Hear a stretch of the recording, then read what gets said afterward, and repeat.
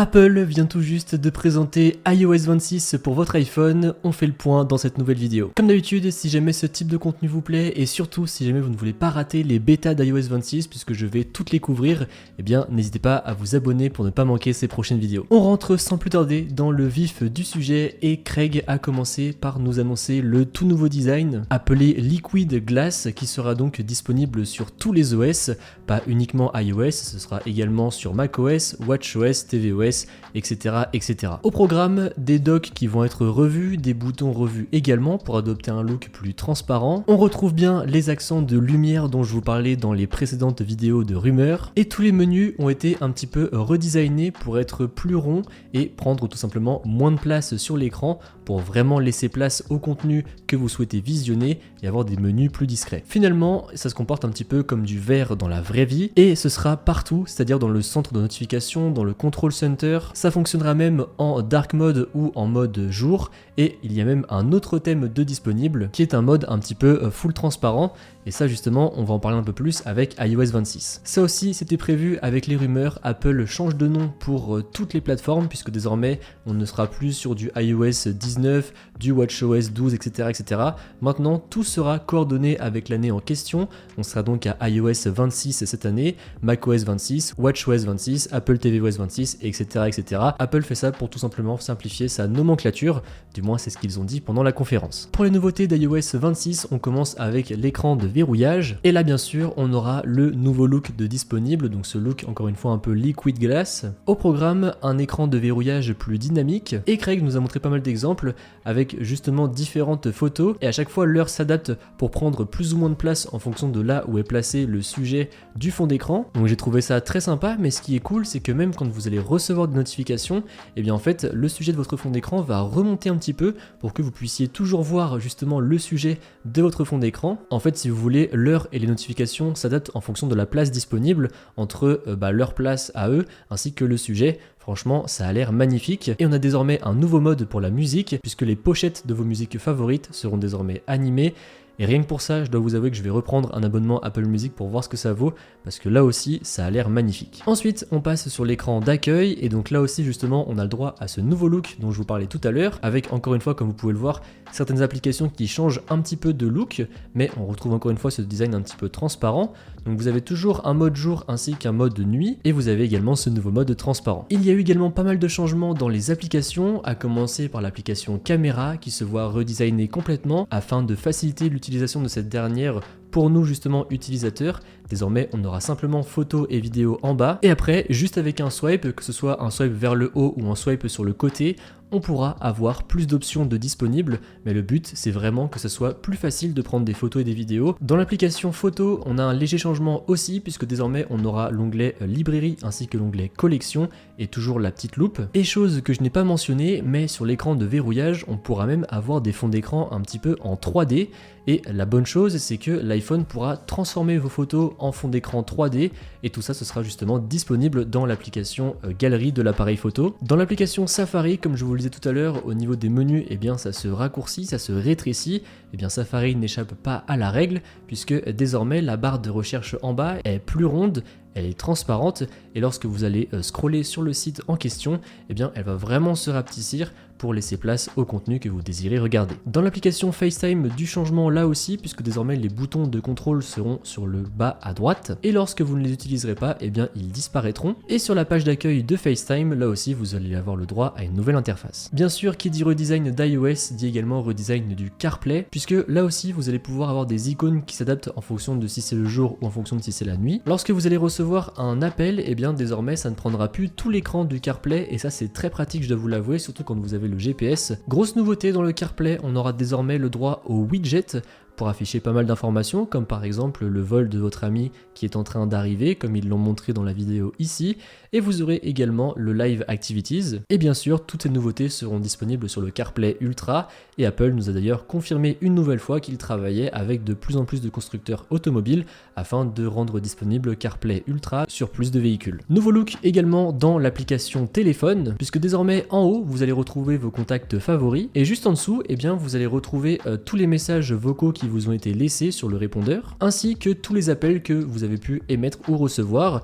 Et d'ailleurs, en parlant de messages sur le répondeur, Apple Intelligence serait apparemment bien meilleur pour résumer justement ces messages vocaux. Là aussi, bien sûr, on retrouvera la barre transparente en bas pour rechercher vos contacts. Il y aura également une nouvelle interface pour décrocher un appel afin de simplifier cette dernière. Et là, Apple a annoncé deux grosses nouveautés justement pour les appels. La première, c'est que si jamais vous recevez un appel d'un numéro non enregistré, l'iPhone va en fait décrocher pour vous l'appel. Donc la personne qui vous appelle sera au courant que c'est une intelligence artificielle. Et une fois que cette personne se sera authentifiée, par exemple qui vous dira tiens c'est le livreur, je suis là pour votre colis, eh bien l'iPhone vous enverra une notification et là il fera sonner votre téléphone pour vous dire ok c'est le livreur, il faut décrocher. Encore une fois c'est pas mal puisque ça va nous faire gagner du temps, surtout quand on le sait avec les nombreux spams qui nous appellent quotidiennement. Mais l'autre nouveauté qui va être hyper utile, c'est Hold Assist, qui va en fait vous permettre de, lorsque vous êtes dans une file d'attente, par exemple vous savez, vous voulez appeler, je sais pas, un service public français par exemple, et vous savez, la plupart du temps on nous met en attente pour être avec un interlocuteur.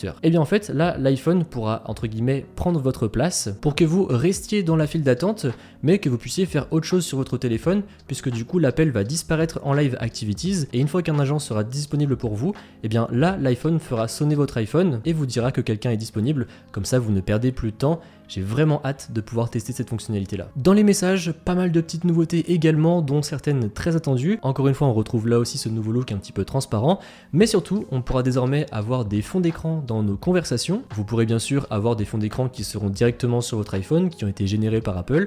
Vous pourrez en générer avec Image Playground, ou alors vous pourrez ajouter vos propres photos. Dans les messages de groupe, plusieurs nouveautés très attendues font leur apparition. Déjà, on va pouvoir voir qui est en train d'écrire, mais surtout, on pourra enfin avoir des sondages, donc ça c'est très pratique. Si jamais une personne qui est inconnue à votre répertoire vous envoie un message, eh bien il y aura une nouvelle disposition dans l'application de message avec une rubrique pour les personnes inconnues justement, et tant que vous n'avez pas approuvé on va dire ces personnes inconnues, eh bien leurs messages resteront en silencieux pour ne pas vous déranger. Je vous parlais de Playground, et bien justement il va y avoir plusieurs nouveautés avec celui-ci. Vous allez pouvoir par exemple mixer deux emojis, vous allez pouvoir mixer des photos de vos potes, des emojis et des genmojis pour faire un rendu encore plus proche de ce que vous désiriez, et vous avez même différents styles d'intégrer à Image Playground qui sont des styles faits par ChatGPT, et comme l'a souligné Apple, tout ça n'est pas partagé avec ChatGPT, ça reste sur votre iPhone et uniquement vous décidez de quand vous partagez vos informations avec ChatGPT ou non. Les outils de traduction font leur apparition sur leur iPhone, notamment de traduction instantanée,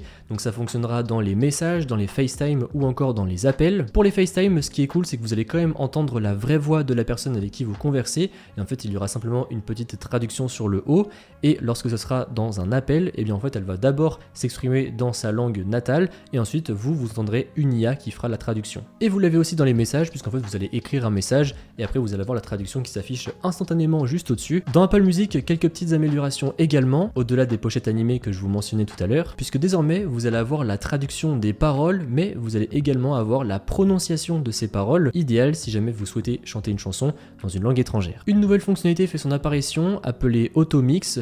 C'est en fait, si vous voulez, une sorte de fondu enchaîné d'un son à un autre. Tout ça est fait par l'IA pour vous assurer une transition la plus fluide possible. Et après, dans l'application musique, eh bien, vous allez pouvoir épingler vos artistes favoris, vos albums favoris, vos musiques favorites. Dans l'application Maps, on a quelques petits changements là aussi, puisque, comme vous le savez peut-être, mais l'iPhone apprend les destinations là où vous allez, puisque moi je sais que la plupart du temps, il me suggère par exemple d'aller à la salle d'escalade dans les heures auxquelles je vais à la salle d'escalade, mais désormais, l'iPhone apprendra également les routes que vous prenez pour vous rendre à vos endroits favoris, et si jamais vos routines changent, puisque par exemple, je sais pas, moi demain pour aller à la salle d'escalade, finalement, à chaque fois je décide de faire un crochet par une autre route, eh bien il va l'apprendre, donc c'est plutôt pratique. Mais surtout, si jamais il y a du retard ou un incident sur cette route, eh bien l'iPhone vous enverra une notification, même sans que vous soyez sur la route, uniquement pour vous prévenir si jamais vous aviez prévu de vous rendre à cet endroit. Et vous avez un nouvel onglet qui fait son apparition dans l'application Plan, c'est Visited Places, donc comme son nom l'indique, en fait tous les lieux que vous avez visités avec votre iPhone,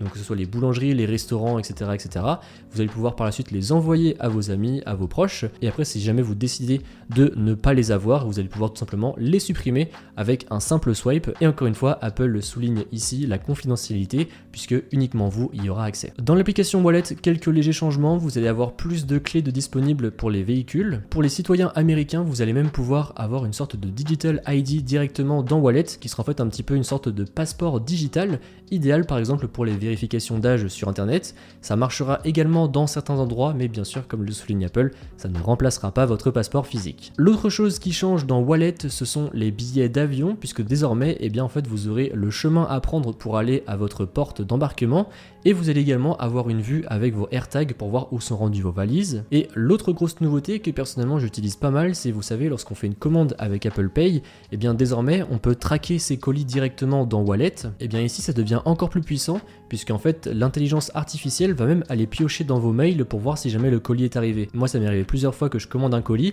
qu'il soit livré mais que dans l'application Wallet, eh bien Apple ne mette pas encore qu'il soit livré. Et bien désormais vous n'aurez plus ce problème, puisqu'il ira chercher dans vos mails et synchronisera toutes vos applications pour avoir toutes les informations sur votre colis. Comme c'était pressenti, une nouvelle application dédiée aux jeux fait son apparition. C'est un endroit dans lequel vous allez pouvoir retrouver tous les jeux que vous avez téléchargés sur votre iPhone, tous les nouveaux jeux disponibles si jamais il y a des mises à jour sur un jeu, etc. Mais surtout, vous allez pouvoir jouer avec vos amis pour par exemple lancer des compétitions, un petit peu à la manière de l'Apple Watch lorsqu'on fait des compétitions, mais ici on parlera bien sûr de jeux vidéo. Il y aura également un onglet Apple Arcade pour celles et ceux qui payent un abonnement afin de retrouver les meilleurs jeux d'Apple Arcade directement dans cette application. Et toujours lié à vos proches, eh bien vous allez pouvoir voir qui joue à quoi, quels sont ses scores. Pour terminer, quelques nouveautés avec Visual Intelligence. Désormais, ça fonctionne avec l'écran. C'est-à-dire que par exemple, vous allez faire un screenshot, et bien vous allez pouvoir toucher par la suite l'objet dont vous ne savez pas ce que c'est, et l'iPhone va vous montrer d'autres images similaires. Ce qui est très puissant, c'est que si jamais par exemple, il vous montre un résultat sur Etsy et que vous appuyez dessus, et bien ça va vous emmener après directement dans l'application Etsy pour vous montrer ce résultat dans l'application, pour faciliter par la suite après si jamais vous voulez commander l'objet. Mais ça ne s'arrête pas là, puisque si jamais vous avez une question sur l'objet, et bien vous avez un petit bouton Ask en bas à gauche, et vous allez pouvoir cliquer dessus pour demander à ChatGPT ce que c'est, et par la suite une fenêtre flottante fera son apparition afin de vous expliquer ce que c'est. Si jamais vous prenez par exemple en capture écran un événement, et bien Apple Intelligence va vous suggérer de créer un événement dans le calendrier. Vous allez pouvoir cliquer dessus et après vous n'aurez plus qu'à faire créer un événement. Il aura enregistré toutes les informations de date, de lieu ainsi que d'heure si jamais ces dernières sont affichées à l'écran. Et par la suite, si jamais vous faites une capture écran, vous allez également pouvoir encercler ce que vous recherchez, par exemple si c'est un objet bien spécifique dans une image, pour là aussi vous montrer des résultats proches de celui-ci. Donc voilà, comme vous l'avez vu au programme, énormément de nouveautés tout de même dans ce nouveau iOS 26. Encore une fois, je vais lancer l'installation pour pouvoir le tester sur mon iPhone et je vous ferai des vidéos tout l'été sur toutes ces bêtas. Donc n'hésitez pas à vous abonner pour ne pas manquer tout ça. Et moi je vous dis à maintenant dans une prochaine vidéo. Allez, salut!